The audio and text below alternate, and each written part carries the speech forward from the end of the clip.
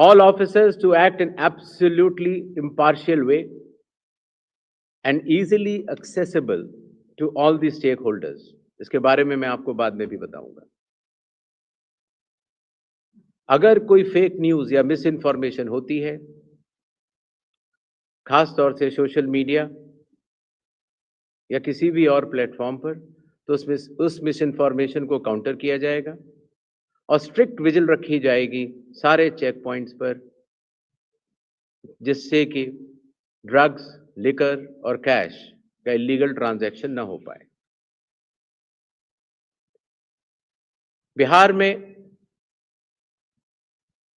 बिहार के पूरी चुनाव का तंत्र है, उसके साथ मिलकर बिहार के इन चुनावों में 17 नए इनिशिएटिव्स लिए जा रहे हैं, जो कि बिहार से शुरू होकर पूरे देश में लागू होंगे। चुनाव आयोग ने इसके ऊपर एक इनिशिएटिव के ऊपर काफी चर्चा और इनकी प्रायोगिकता को देखते हुए ये कदम उठाया है और एक ऐतिहासिक कदम इसको माना जाएगा। ट्रेनिंग,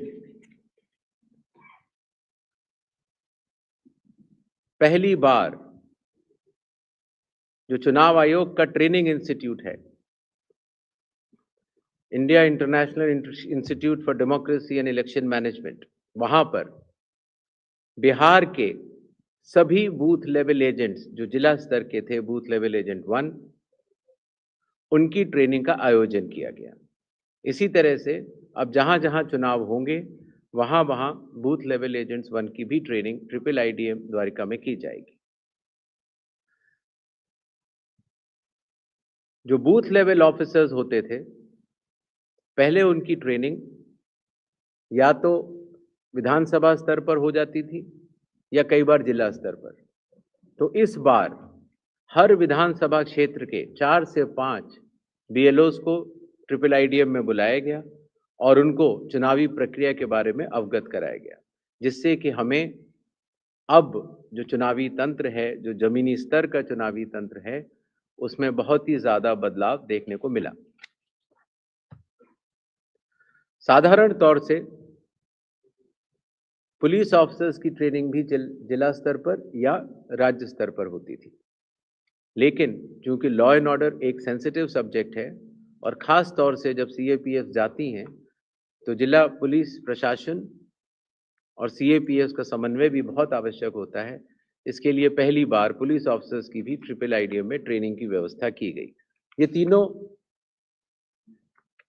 लॉजिस्टिक्स के हिसाब से और ट्रेनिंग के हिसाब से बहुत बड़े कदम रहे। मतदाता सूची, लगभग 22 वर्षों के बाद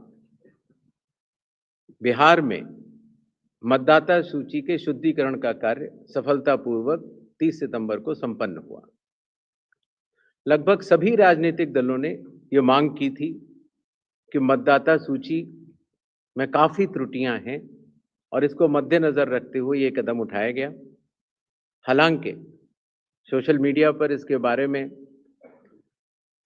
कुछ बढ़ चढ़कर कहा गया, लेकिन सत्यता ये है कि आज की तारीख में बिहार के 243 इलेक्टोरल रजिस्ट्रेशन ऑफिसर्स ने 90,000 बूथ लेवल ऑफिसर्स के साथ मिलकर 1.6 लाख बूथ लेवल एजेंट्स, जो कि 12 मान्यता प्राप्त राजनीतिक दलों ने नियुक्त किए थे, उनके साथ मिलकर इस सूची को शुद्ध करने का बहुत ही सराहनीय काम किया है और बिहार ने देश को ये राह दिखाई है। चूंकि विशेष गहन परीक्षण में काफी मेहनत जमीनी स्तर के अधिकारियों को करनी पड़ी, तो जो रिन्यूमरेशन था, जो BLOs का था और जो बाकी अधिकारियों का था, उसको भी कई वर्षों के बाद बढ़ाया गया और खास तौर से EROs और AEROs का ऑनरेरियम तो पहली बार दिया गया।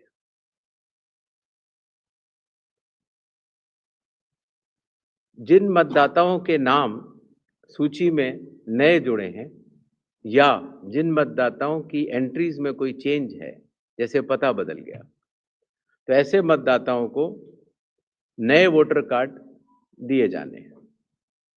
चूंकि पहले कई दिनों तक या कई बार महीने लग जाते थे वोटर कार्ड मिलने में, इसीलिए चुनाव आयोग ने सभी एजेंसियों के साथ मिलकर ये एसओपी बनाया कि किस तरीके से 15 दिन के भीतर मतदाताओं के हाथ में इलेक्टर फोटो आइडेंटिटी कार्ड, जिसको सामान्यतः वोटर कार्ड कहा जाता है, वो उनके हाथ में आए।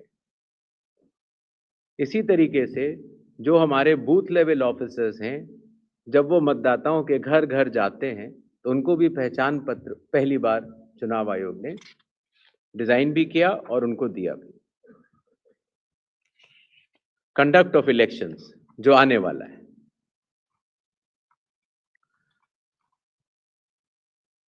देश की प्रगति को ध्यान में रखते हुए और खास तौर से बिहार की प्रगति को ध्यान में रखते हुए लगभग काफी मतदाताओं के पास मोबाइल होते हैं और उनको इस बात की समस्या रहती थी कि हम मोबाइल लेके अगर घर घर पर छोड़ के जाते हैं तो दिक्कत होती है, और लेके जाते हैं तो हम कहाँ उसको रखें, क्योंकि मोबाइल फोन पोलिंग स्टेशन के अंदर अलाउड नहीं है।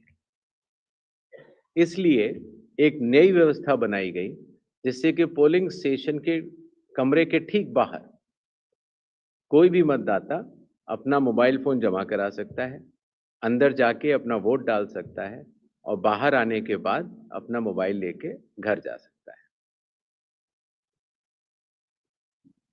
हर मतदाता को नॉमिनेशन का प्रोसेस खत्म होने के बाद एक वोटर इंफॉर्मेशन स्लिप दी जाती है।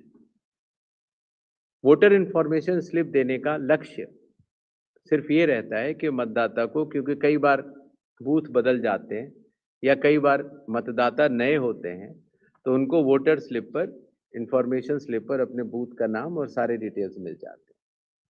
तो वोटर इंफॉर्मेशन स्लिप पर बहुत ही छोटा चेंज करने के बाद मतदाताओं की सहूलियत बहुत बढ़ गई, क्योंकि उसमें उनका पोलिंग स्टेशन का नंबर, पोलिंग स्टेशन की जगह कोने में बड़े रूप में दिखा दी गई। पहले उनको पूरे में ढूंढना पड़ता था।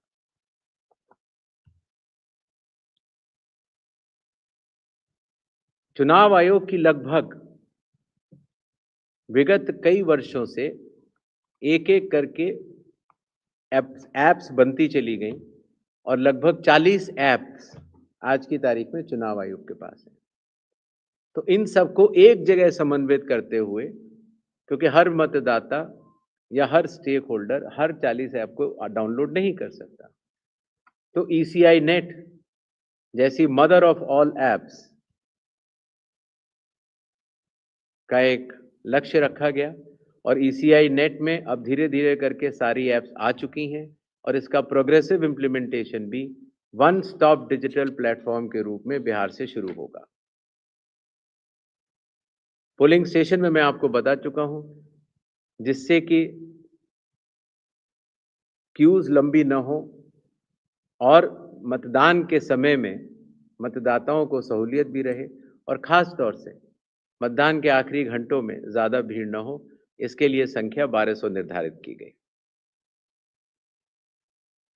कैंडिडेट्स के बूथ पहले मतदान केंद्र से काफी दूर तक लगाए जाने के निर्देश थे, जिससे कि कैंडिडेट्स को भी और मतदाताओं को भी काफी असहूलियत होती थी। और इसीलिए जो पॉलिटिकल पार्टीज के संग जमीनी स्तर पर ईआरओस की मीटिंग हुई, डीएम्स की मीटिंग हुई, सीईओस की मीटिंग हुई, उनसे मिले सुझावों के अनुरूप लोक प्रतिनिधित्व कानून के अनुरूप 100 मीटर की दूरी तक हर कैंडिडेट अगर चाहे तो अपने बूथ्स लगा सकता है। चुनावी प्रक्रिया पारदर्शी हो, उसकी पूर्ण निगरानी हो, ईआरओ भी उसको देख पाए और कोई भी अगर गलती पाए जाए तो उसके खिलाफ एक्शन भी लिया जा सके। इसके लिए पहले लगभग 50% प्लस पोलिंग स्टेशंस में वेबकास्टिंग होती थी और अब इसको 100% पोलिंग स्टेशंस में लागू कर दिया गया है, जिससे कि निगरानी तंत्र के लिए सुगमता होगी।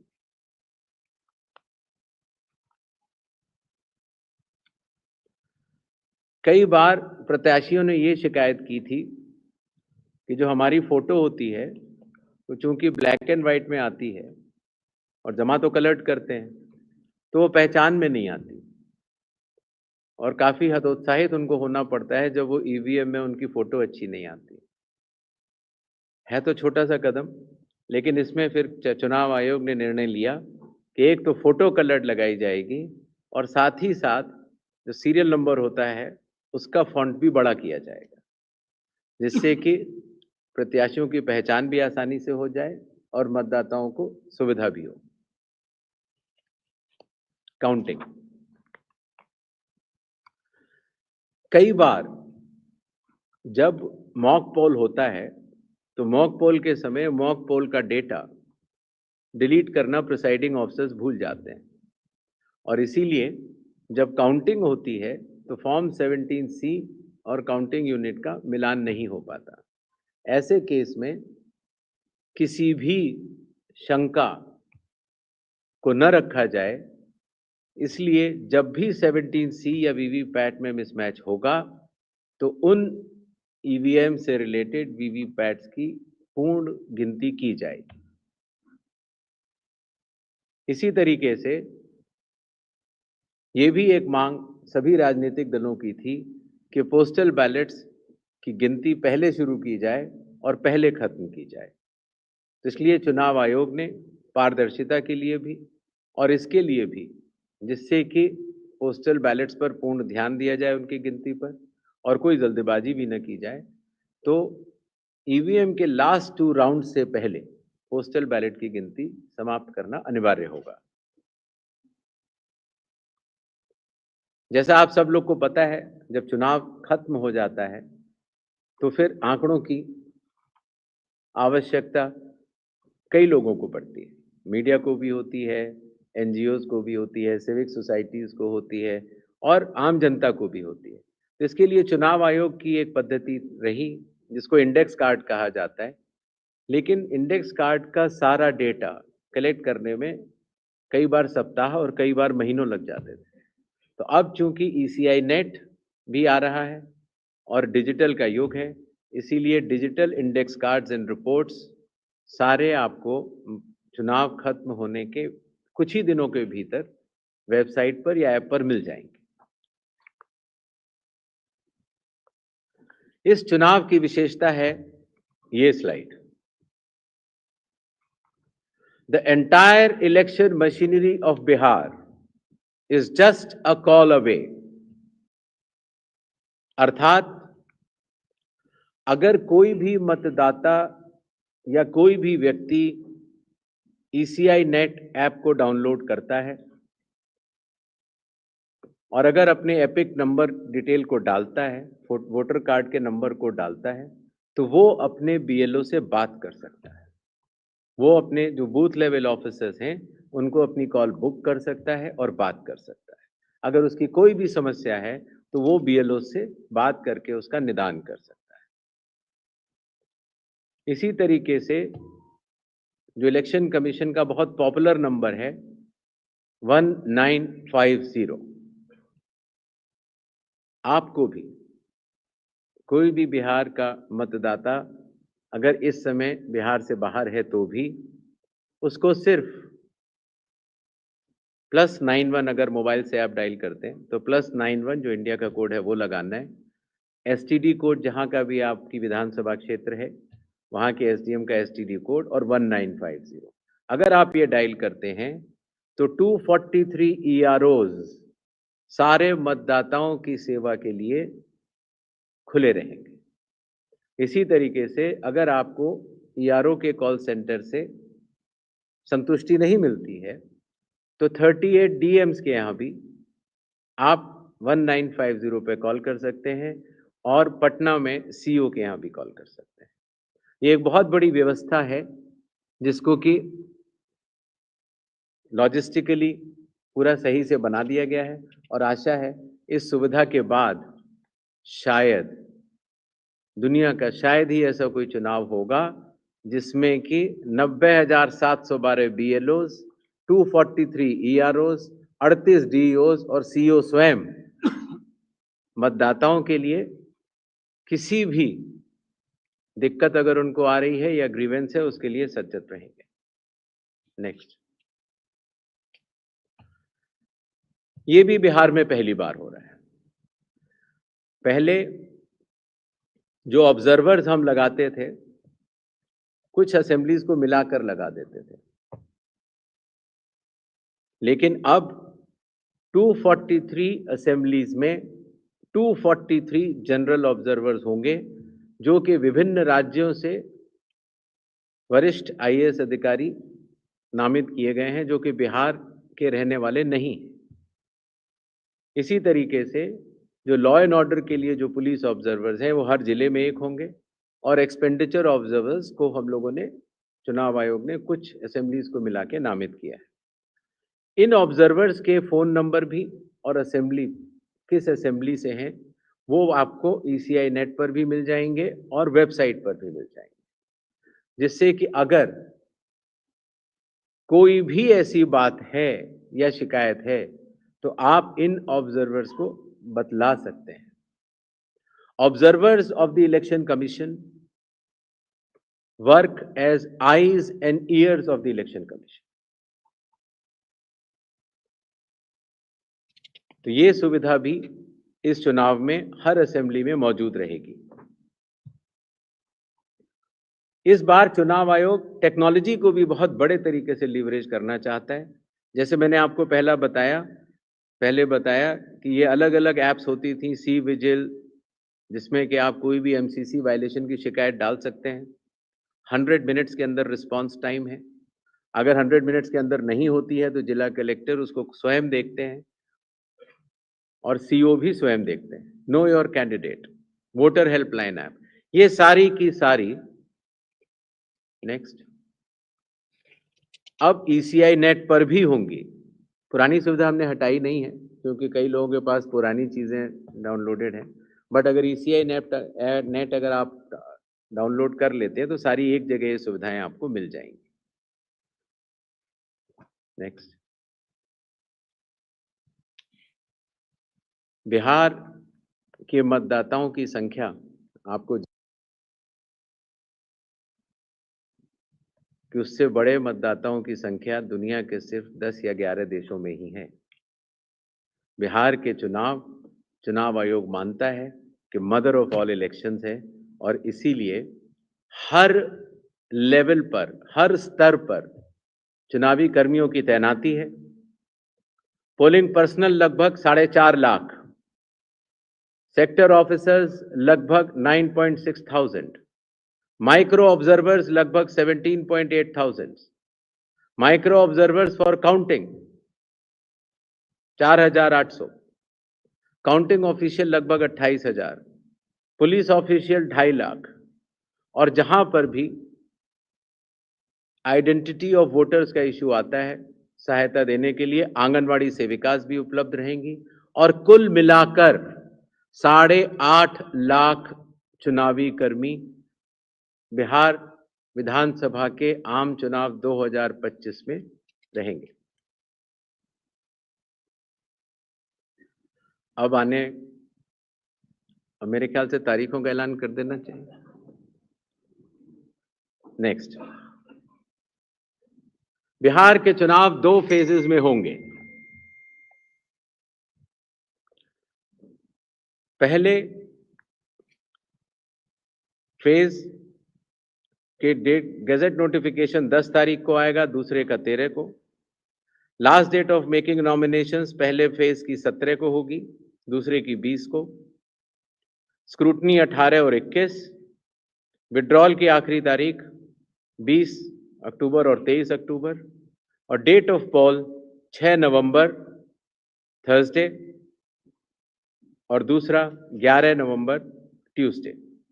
काउंटिंग 14 नवंबर को होगी, और पूरी चुनावी प्रक्रिया 16 नवंबर तक समाप्त कर ली जाएगी। नेक्स्ट। जो बिहार के 38 जिले हैं, उनको 2 भागों में बांटा गया है। जो आप पीला रंग देख रहे हैं, वो फेज 1 है, और जो आप गुलाबी रंग देख रहे हैं, वो फेज 2 है। इसकी सॉफ्ट कॉपी आप सब लोग को दे दी जाएगी। नेक्स्ट,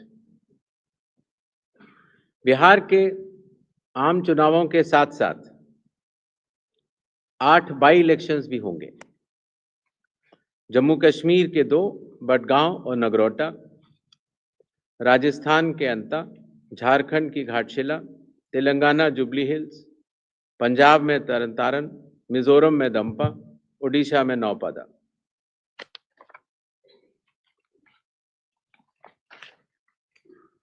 इनकी तारीखें भी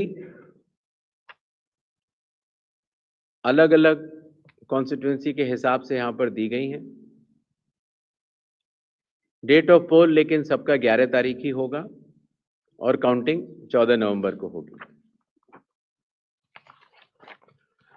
इसके साथ कुछ चीजें हम जरूर बताना चाहेंगे।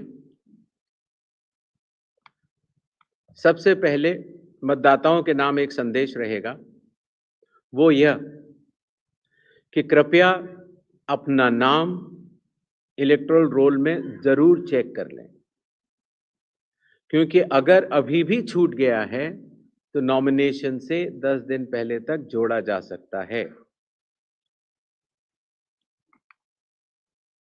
कृपया अपने पोलिंग स्टेशन के बारे में ECI नेट से जानकारी हासिल करें या अपने बूथ लेवल ऑफिसर से समझ लें। वोटिंग जब आप करते हैं, अगर बाई चांस किसी कारणवश अगर आप अपना वोटर कार्ड लाना भूल गए हैं तो 12 ऑल्टरनेटिव डॉक्यूमेंट्स होते हैं जिससे कि आप अपनी आइडेंटिटी बता सकते हैं और उसके बाद वोट डाल सकते हैं। मतदाताओं को ये विश्वास रहे कि हर पोलिंग बूथ पर AMF that is assured minimum facilities उपलब्ध होंगी। वोटर इंफॉर्मेशन स्लिप्स हर मतदाता को पहुंचाई जाएंगी। अगर आप मोबाइल लेकर आते हैं तो डिपॉजिट फैसिलिटी रहेगी, बिल्कुल निश्चिंत रहें। सर्विस वोटर्स हैं तो आपको पोस्टल बैलेट की सुविधा रहेगी। अगर आप दिव्यांग हैं या 85 प्लस ईयर्स के हैं तो आपके लिए होम वोटिंग की सुविधा दी जाएगी, बशर्ते कि आपको फॉर्म 12D भरना होगा। मतदान करने से पहले अपने प्रत्याशी के बारे में जरूर जान लें। नो योर कैंडिडेट ऐप से भी आप देख सकते हैं। और अगर कोई भी प्रत्याशी या राजनीतिक दल मॉडल कोड ऑफ कंडक्ट का वायलेशन करता है तो सी विजिल की ऐप पर आप बता सकते हैं, 1950 पर भी आप बता सकते हैं या ऑब्जर्वर्स को भी बता सकते हैं। राजनीतिक दलों से भी निवेदन रहेगा कि वो हर पोलिंग स्टेशन पर चुनाव आयोग द्वारा पारदर्शी चुनावों के साथ सहभागिता करें और हर पोलिंग स्टेशन पर अपने बूथ लेवल एजेंट्स को नामित करें। ईवीएम और वीवीपैट का फर्स्ट और सेकंड लेवल रैंडमाइजेशन अभी होना बाकी है और उसमें जरूर भाग लें, जिससे कि फर्स्ट और सेकंड लेवल रैंडमाइजेशन की पारदर्शिता का वो अनुभव भी कर सकें।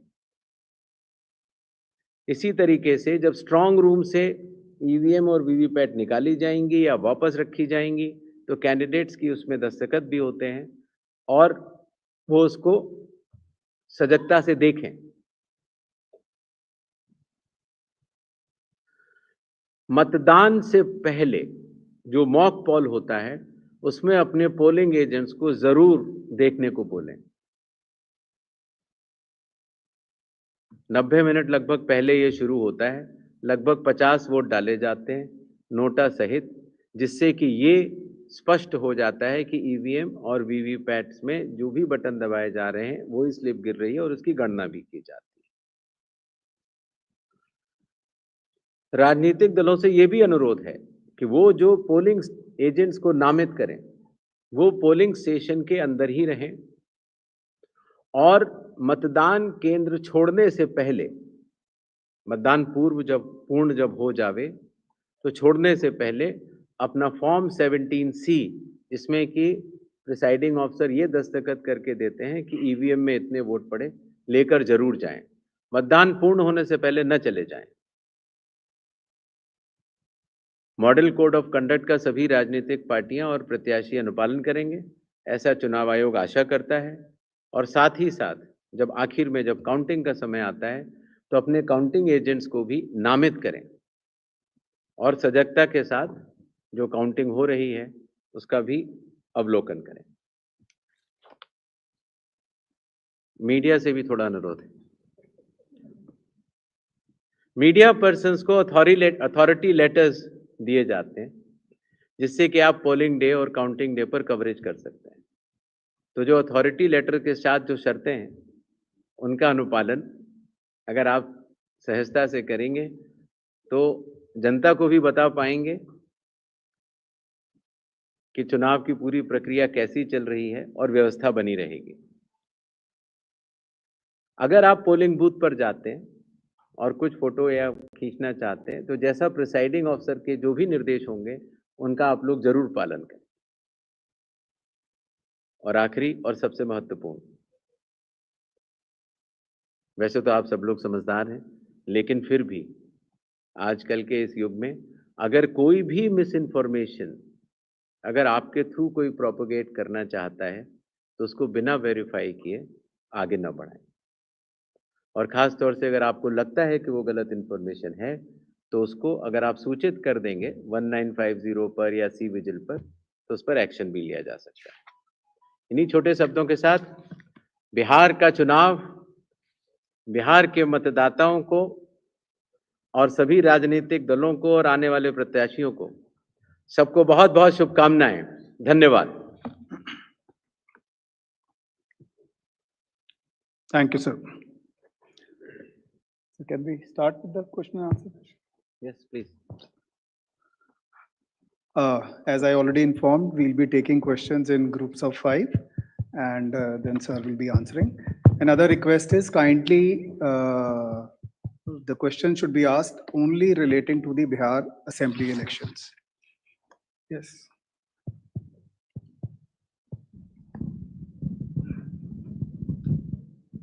सर, मैं मनीष अग्रवाल नवभारत टाइम से। इधर सर, जब वोटिंग होती है तो लास्ट में एक इशू आता है हमेशा कि वोटिंग टर्नआउट बढ़ जाता है। कई बार दाल आरोप लगाते हैं कि इसमें कुछ ना कुछ गड़बड़ हुई है। तो क्या इसका कोई सर टाइम लिमिट बनाएंगे कि वोटिंग खत्म होने के बाद इस समय तक ये फाइनल हो जाएगा? एंड सेकंड, क्या SIR पैन इंडिया शुरू करेंगे या सर इसमें अभी कुछ समय है? धन्यवाद।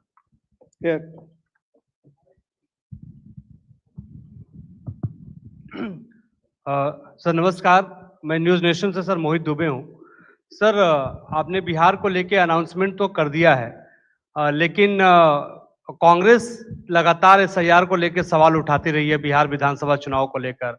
एक ओर आप SIR बिहार में करवा रहे थे, दूसरी ओर राहुल गांधी वोट चोरी का मुद्दा वहां पे उठा रहे थे और आपकी विश्वसनीयता पे सवाल उठा रहे थे कि चुनाव आयोग की विश्वसनीयता खराब हो गई है। तो क्या एक बड़ी चुनौती आप देखते हैं जिस तरीके से राहुल गांधी और कांग्रेस पार्टी तेजस्वी यादव आपके ऊपर आरोप लगा रहे हैं? यहाँ तक तेजस्वी यादव बार-बार, राहुल गांधी बार-बार ये कह रहे हैं निष्पक्षता के साथ चुनाव होना चाहिए। क्या जवाब देंगे आप? So Arunima from CNN News 18. So the SIR process has ended here. But is there any data point available as to how many illegal immigrants were detected at the end of the SIR process? Sir, Raman from news 24। आपने 2 phase में चुनाव का ऐलान किया बिहार चुनाव के लिए। इसमें बहुत सारे राजनीतिक दलों की तरफ से सुझाव आया था कि 1 फेज में करवाया जाए, उसमें क्या दिक्कत थी? और एक सवाल सर इससे जुड़ा हुआ है कि घुसपैठिए के बारे में अभी तक कोई बयान चुनाव आयोग की तरफ से नहीं आया है कि कितने घुसपैठिए आपको मिले। सर मैं पीयूष पांडे हूँ TV9 भारतवर्ष से। सर मैं इधर हूँ, पीयूष पांडे TV9 भारतवर्ष से। मेरा सवाल सोशल मीडिया और AI के जो ब्यूटिफिकेटेड जो वीडियोस आते हैं उनको लेकर के है, चूंकि मैंने लास्ट टाइम भी आपसे पूछा था, क्या इसको लेकर के कोई मैकेनिज्म बनाया गया है? किस तरीके से इसको हैंडल करेंगे? चूंकि बड़े पैमाने पर ऐसा किया जाता है और अनजान होते हैं लोग, वो इसके झांसे में भी आ जाते हैं। तो इस बारे में आप अगर पूरी जानकारी दें। We'll take the next round later. I'll request sir to answer these questions. सबसे पहले वोटर टर्नआउट का विषय ले लेते हैं। पहले क्या होता था कि हर 2 घंटे पर जो 10 या 12 बूथों के ऊपर जो सेक्टर मजिस्ट्रेट्स होते हैं, वो प्रिसाइडिंग ऑफिसर से फोन पर डेटा लेने के बाद रिटर्निंग ऑफिसर को देते थे और रिटर्निंग ऑफिसर उनको वोटर टर्नआउट ऐप में भरते थे। ये एक non statutory, non instruction based, एक आम जनता की सहूलियत के लिए एक आंकड़ा दिया जाता था। तो 9 बजे, 11 बजे, 1 बजे, 3 बजे, 5 बजे। 5 बजे के बाद चूंकि मतदान खत्म होना होता है 6 बजे, तो कई बार प्रिसाइडिंग ऑफिसर्स ये डेटा नहीं दे पाते थे, बिकॉज अगर क्यू लगी हुई है और या उनको बहुत सारी प्रक्रियाएं पूर्ण करनी होती हैं, तो वो फिर डेटा जब प्रिसाइडिंग ऑफिसर्स अपने कलेक्शन सेंटर पे जब ईवीएम जमा कर देते थे, तो उसके बाद दे पाते थे। तो इसलिए कई बार कुछ लोग इस मुद्दे को उठाते थे कि साहब 5 बजे जो है इतना प्रतिशत था और रात को 11 बजे इतना हो गया। कई जगह ऐसा भी हो जाता था कि प्रिसाइडिंग ऑफिसर्स को लौट के आने में रात के 12 भी बज जाते थे और कई बार वो चूंकि रात इतनी हो जाती है तो उस समय कई बार सुबह डेटा भरता था। सत्य अवस्था ये है कि हर पोलिंग बूथ पर जितने वोट पड़े वो मतदान समाप्त होने पर फॉर्म 17C के तौर पर हर प्रत्याशी के पोलिंग एजेंट को दे दिए जाते हैं। डेटा एंट्री में पहले इतना समय लगता था। अभी हाल ही में जो पहले 3-4 बाई इलेक्शंस हुए, उसमें हम लोगों ने इस भ्रम को भी हटाने के लिए एक नई व्यवस्था लागू की, अर्थात मतदान समाप्त होने पर मतदान केंद्र पर जो पोलिंग एजेंट्स उपस्थित होंगे उनको तो 17C दिया जाएगा, लेकिन प्रिसाइडिंग ऑफिसर महोदय जो ECI नेट के अंदर जो VTR की नई ऐप होगी उसमें वो आंकड़े भर देंगे और भरने के बाद कुछ जगह ऐसा होता है जहां इंटरनेट की सुविधा नहीं होती तो ऑफलाइन भी भर सकते हैं। इसीलिए जब तक वो लोग काउंटिंग सेंटर तक आएंगे तो ये अप्रॉक्सीमेट वोटिंग ट्रेंड्स आपको मिल जाएंगे और उसमें बढ़ोतरी की संभावना खत्म हो जाएगी। जहां तक दूसरा सवाल था SIR पैन इंडिया की बात, तो अगर आप 24 जून के चुनाव आयोग द्वारा निर्गत आदेशों को देखेंगे तो पैन इंडिया अर्थात हर स्टेट और यूटी में SIR करने का निर्णय चुनाव आयोग ले चुका है। उस पर कार्य भी जारी है, लेकिन उनकी तिथियां राज्यवार या यूटीवार चुनाव आयोग की संयुक्त बैठक में हम लोग निर्णय करेंगे और फिर आपको बताएंगे। चुनाव आयोग एक संवैधानिक संस्था होने के कारण संविधान के अनुरूप कार्य करती है और हर विधानसभा, लोकसभा के इलेक्शंस की सुपरिंटेंडेंस, डायरेक्शन और कंट्रोल ये चुनाव आयोग के पास होता है। लेकिन जो वैधानिक अधिकारी होते हैं, जैसे मतदाता सूची बनाने के लिए हर विधानसभा क्षेत्र में विकेंद्रीकृत लोक प्रतिनिधित्व कानून के अंतर्गत ERO की जिम्मेदारी होती है कि वो मतदाता सूची बनाएं। फॉर्म 6 अगर आता है, कोई नया मतदाता आता है, फॉर्म 7 अगर आता है, फॉर्म 8 आता है, तो उसके ऊपर निर्णय वैधानिक रूप से क्वाजी जुडिशियल बॉडी के रूप में ERO ही लेते हैं। अगर उनके द्वारा लिए गए किसी निर्णय पर किसी को भी आपत्ति हो तो वो जिला मजिस्ट्रेट के पास अपनी अपील दे सकता है और अगर जिला मजिस्ट्रेट के पास से उसको मिले निर्णय से असंतुष्टि हो तो वो चीफ इलेक्टोरल ऑफिसर के पास जा सकता है। और वैधानिक रूप से मतदाता सूची बनाने का काम उस स्तर पर खत्म हो जाता है। तो चुनाव आयोग के द्वारा दिए गए निर्देशों, लोक प्रतिनिधित्व कानून के अंतर्गत और संविधान के अनुरूप ये सारी व्यवस्था कार्य करती है। राजनीतिक दलों को भी, जैसे मैंने आपको अभी भी बताया, बार बार ये कहा जाता है कि आप अपने बूथ लेवल एजेंट्स नामित करें, आप अपने विधानसभा क्षेत्र के जो भी आपके हेड हैं उनको नामित करें, आप जिला अध्यक्षों को नामित करें, जिससे कि वो इस स्टेट के प्रेसिडेंट्स को नामित करें, जिससे कि इस व्यवस्था के तहत ये समन्वय बना रहे। तो निष्पक्षता तो हमेशा रहती है और पक्षपात का तो प्रश्न ही नहीं उठता। जहां तक विशेष गहन परीक्षण में जो मतदाता सूची का एक सराहनीय शुद्धिकरण का कार्य हुआ है, बिहार के सभी मतदाताओं ने चुनाव आयोग के साथ मिलकर इस सूची के शुद्धिकरण में अपना पूर्ण योगदान दिया है। चुनाव आयोग के साथ कार्य करते हुए किसी भी मतदाता को अगर कोई भी शिकायत रही हो तो उसका निराकरण संबंधित ईआरओ ने करके दिया है। इस प्रक्रिया में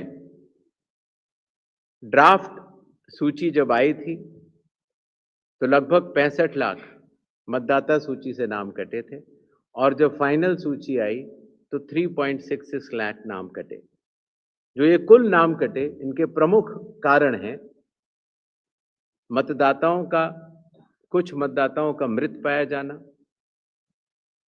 कई मतदाताओं का भारत के नागरिक के रूप में अपनी जब जांच हो रही थी तो उसमें सक्षम न पाया जाना, कई मतदाताओं के कई जगह नाम बने हुए थे, उनका एक जगह नाम आना, और कई मतदाताओं का बिहार से स्थायी प्रवास हो जाना।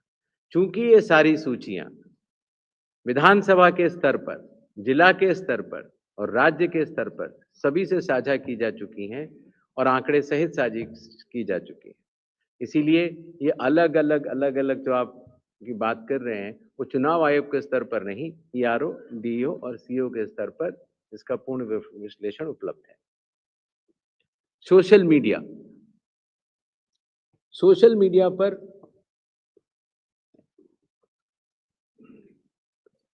सेल्फ रेगुलेशन से बड़ी कोई चीज नहीं हो सकती, लेकिन चुनाव का अवधि बहुत छोटी होती है और उस समय अगर कोई भी भ्रम या भ्रांति या गलत प्रचार किया जाएगा तो उसका काउंटर, जैसे मैंने आपको पहले बताया था, उसका तुरंत करने की व्यवस्था जिला अधिकारियों के दफ्तरों में भी की गई है, सीईओ के ऑफिस में भी की गई है और आशा है कि एक रिस्पॉन्सिबल सिटीजन्स होने के नाते, रिस्पॉन्सिबल मतदाता होने के नाते चुनाव आयोग यह विश्वास करता है कि सोशल मीडिया की स्वतंत्रता का लोग दुरुपयोग नहीं करेंगे और एक सेल्फ डिसिप्लिन तरीके से इस चुनाव को आगे बढ़ाएंगे। So, Ritika. Am I audible? I'll come. Sir, Yes. this is Ritika Chopra from the Indian Express. I'm right here to your left. Sir, to your left. Hi, sir. Sir, आपने mention किया था कि as far as breakup of foreigners is concerned, ये शायद information would be available at the level of the CEO and EROs. But the ECI itself had given us a very detailed breakup when the draft roll was published for the reasons of deletion. So why is it that the commission is not be able to tell us how many voters were deleted on account of non-citizenship? We're asking this question because at the time when this decision was announced, the commission had very staunchly defended its right to check for that, check for eligibility criteria, including citizenship. The commission had repeatedly cited Article 326. So in light of that, now that the exercise is over, if you can just tell us how many people were actually, how many foreigners were indeed found. And secondly, sir, आपने कहा कि SIR पे अभी decision नहीं हुआ है, but till about October में SSR की प्रक्रिया full swing में शुरू हो जाती थी. तो जब तक आपका वो SAR का डिसीजन नहीं होगा sir, will the summary revision start, because by first you have to publish the draft rule. Thank you. Yes. नाम शोएब रजा है, इंडिया टीवी से मैं हूँ सर. 28 तारीख को क्योंकि छठ का त्यौहार है, पवित्र त्यौहार, और उसमें बहुत सारे लोग बिहार में जाएंगे छठ मनाने के लिए, तो लोगों को ये भी उम्मीद थी कि शायद उसके आसपास जो पहला चरण है वो होगा. लेकिन 6 अक्टूबर में चूंकि पहला चरण है, तो क्या इन चीज़ों का ख्याल आप लोगों ने रखा जब जो चरण का आपने ऐलान किया है, इसके बारे में थोड़ा आप बताइए सर. नीरज. सर मैं प्रशांत हूँ सर, न्यूज़ 24 से. पोलिंग डे के दिन बहुत सी शिकायतें आती हैं बोगस वोटिंग की, फेक वोटिंग की. उसका क्या अरेंजमेंट है? दूसरा कि जो महिलाएं घूंघट में हैं, जो महिलाएं बुर्के में हैं, उनकी पहचान कैसे होगी? इसको लेकर कुछ सेक्टर्स में अक्सर हंगामा होता है, सवाल खड़े होते हैं. इसके लिए क्या इंतजाम है पहचान के लिए? सर मैं अरविंद हूँ, दैनिक जागरण न्यूज़पेपर से सर. राइट, आप सीधे. सर मेरा सवाल है कि आपने भी चुनाव की पारदर्शिता के लिए आपने बहुत सारे कदम उठाए हैं जो अच्छे हैं. एक फ्री बीच का एक बड़ा इशू है जो लंबे समय से है. पॉलिटिकल पार्टी लगातार उसका चलन बढ़ता जा रहा है. उसको आयोग कैसे देखता है और क्या उसको मानता है कि उस पर कोई रोक लगनी चाहिए? Sir, I am here. Neeraj. Sir, I am Banna from Madhyamam Daily.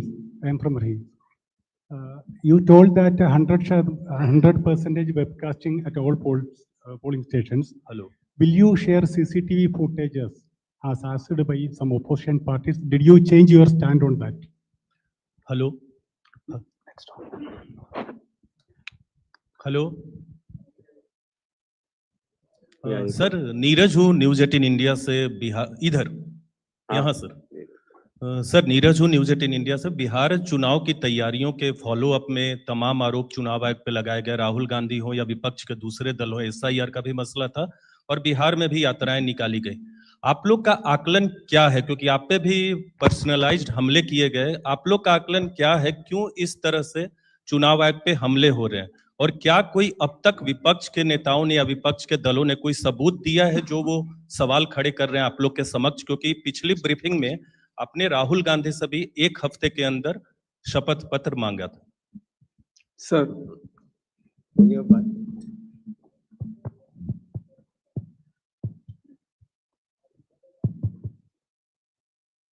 Chhath का त्योहार 28 तारीख को है और ये बात सच है कि हम लोग भी चुनाव, सभी राजनीतिक दलों ने कहा था कि छठ के आसपास कराया जाए.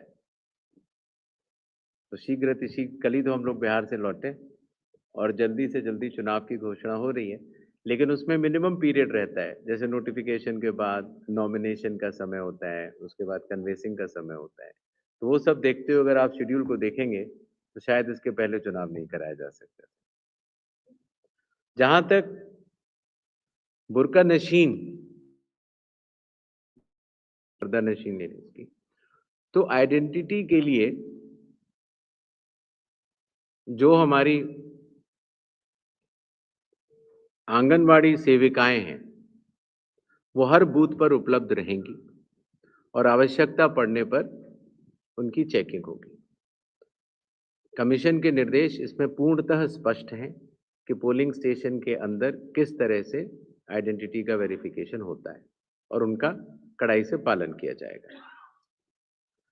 100% वेबकास्टिंग जो की जा रही है उसको जो शेयर करने की बात है, चुनाव आयोग उसको कोर्ट से शेयर करता है, कोर्ट के आदेशों के अनुसार. सुप्रीम कोर्ट के कई सारे जजमेंट्स हैं जिसमें कि कोई भी व्यक्ति अपना वोट डालता है या नहीं डालता है, ये भी उसकी राइट टू प्राइवेसी होती है. यह किसी और को जानने का अधिकार नहीं है कि आपने वोट डाला या नहीं डाला. ये उसकी प्राइवेसी होती है और शायद इसका कारण भी स्पष्ट है. कारण ये है कि अगर किसी भी प्रत्याशी या राजनीतिक दल को ये पता लग जाए कि आपने वोट नहीं किया है तो उसके परिणाम अलग हो सकते हैं. और इसलिए फॉर्म 17A एक होता है जिसमें कि वोटर्स जब आप वोट करने जाते हैं तो आप दस्तखत भी करते हैं और एक सीक्वेंस में उसकी आपका समय भी लिखा जाता है, आपका नाम भी होता है। वो 17A सिर्फ और सिर्फ हाईकोर्ट को, माननीय हाईकोर्ट को दिया जा सकता है अगर कोई इलेक्शन पिटीशन हो, और वेबकास्टिंग पोलिंग स्टेशन की 17A के बराबर ही है और वोटर की प्राइवेसी रखनी होती है, और इसीलिए ऐसे वेबकास्टिंग को सिर्फ और सिर्फ हाईकोर्ट को दिया जा सकता है। इसके विरुद्ध कुछ लोग गए भी थे कोर्ट में, महाराष्ट्र हाई कोर्ट में भी गए थे। वहां महाराष्ट्र हाई कोर्ट ने पुराने सुप्रीम कोर्ट के जजमेंट को यथावत ठहराया और उसकी अपील के लिए भी लोग सुप्रीम कोर्ट गए थे, तो सुप्रीम कोर्ट ने फिर महाराष्ट्र हाई कोर्ट के फैसले को सही ठहराया। अर्थात वेबकास्टिंग सिर्फ और सिर्फ हाई कोर्ट को ही दी जा सकती है, और वो भी इलेक्शन पिटीशन दायर करने पर। जहां तक फ्री बीज की बात है, इसके ऊपर बहुत चर्चाएं मीडिया में आती रहती, लेकिन चुनाव आयोग एमसीसी डिक्लेयर करने के बाद एमसीसी के अनुरूप निर्देशों का कड़ाई से पालन करता है, और आज इस प्रेस कॉन्फ्रेंस के बाद अगर ऐसी कोई भी शिकायत अगर संबंधित अधिकारियों को मिलती है तो इसके ऊपर कड़ाई से कार्रवाई होगी।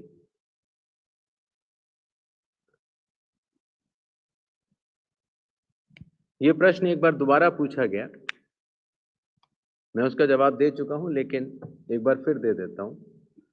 65 और 3.66 लगभग 69 लाख नाम कटे, जिनके अपात्र अर्थात अयोग्य होने के कारण कटे।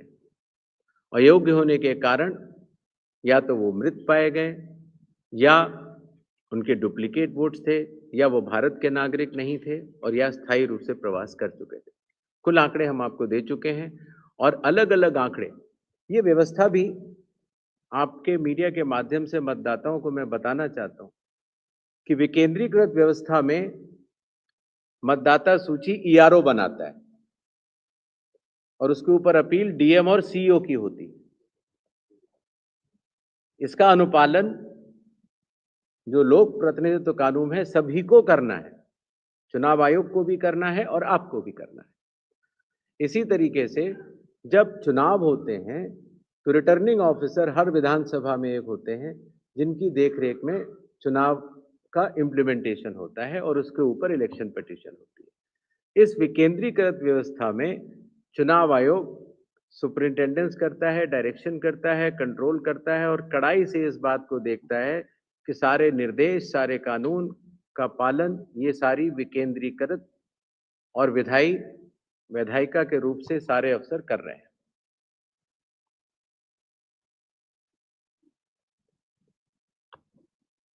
बाकी कुछ पॉलिटिकल रिटोरिक्स अगर होते हैं तो उसके ऊपर चुनाव आयोग रिएक्ट नहीं करता है, ये मेरे ख्याल से डेमोक्रेसी में चलता है। Animesh. Hello. Sir, on your left, sir, Animesh here, from the Tribune. Sir, on your left here. Sir, around 22 lakh women voters have been deleted from the list of Bihar voters. And most of them have been found to be residing near those districts which are bordering आवाज Nepal. साफ नहीं आ रही। Can you hear me? 22 lakh. नहीं आ रही, लेकिन वो clarity अब आ रही है? Mic बदल। So 22 lakh women voters have been deleted from Bihar's list, and most of them have been found to be residents of districts which are neighboring Nepal. So any specific reason for this, or was it?